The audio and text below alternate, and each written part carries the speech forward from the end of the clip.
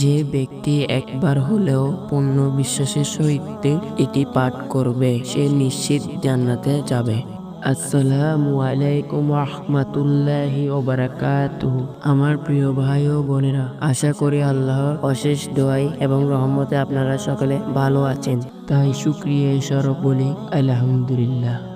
যে দুইটি জিকির আল্লাহর বড় পছন্দ করে এবং খুব মূল্যবান।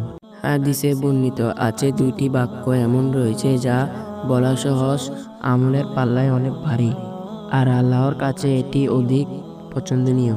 এই দুইটি জিকির হলো, এক সুবহানাল্লাহ ওয়া বিহামদিহি, দুই সুবহানাল্লাহ আযীম। রাসূল সাল্লাল্লাহু আলাইহি সাল্লাম বলেছেন, যে ব্যক্তি সকাল সন্ধ্যা লা ইলাহা ইল্লাল্লাহ জিকির করবে তার আমলনামার পাল্লা 7 আসমানে ও 7 জমিনের চেয়ে ভারী হবে। তার জন্য জান্নাতে সুনিশ্চিত করে রেখেছেন। সুবহানাল্লাহ। হাদিসে রয়েছে, রাসূল সাল্লাল্লাহু আলাইহি সাল্লাম বলেছেন, আল্লাহর নবী নূহ আলাইহিস সালাম তার ছেলেকে দুইটি জিকির আমল করা অসীমিত করেছে। তার মধ্যে একটি হলো এই লা ইলাহা ইল্লাল্লাহ।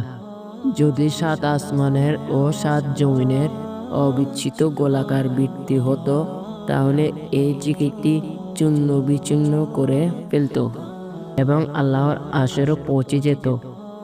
আবার রাসূল সাল্লাল্লাহু আলাইহি সাল্লাম বলেন যে ব্যক্তি একবার হলে পূর্ণ বিশ্বাস সহিত এটি পাঠ করবে সে নিশ্চিত জান্নাতে যাবে।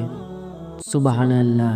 কতই না দয়াবান আমার রব, এই ছোট ছোট আমলের কারণে আমাদের এত বড় সুন্দর একটা জান্নাত দান করবেন।